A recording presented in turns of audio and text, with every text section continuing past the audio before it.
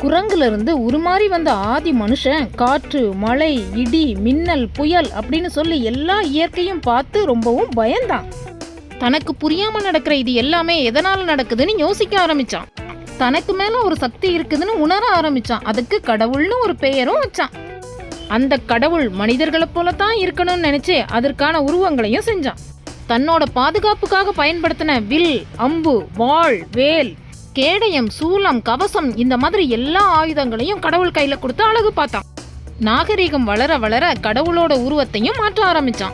மனுஷங்க பயன்படுத்துற மாதிரியே பட்டாடைகளையும் ஆபரணங்களையும் கடவுளுக்கு அணிவிச்சு அழகு பார்த்தான்.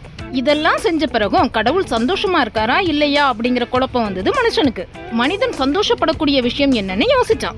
பசிக்கும் போது இருக்கிற கவலையையும் சாப்பாட்டுக்கு அப்புறம் இருக்கிற சந்தோஷத்தையும் உணர்ந்தான்.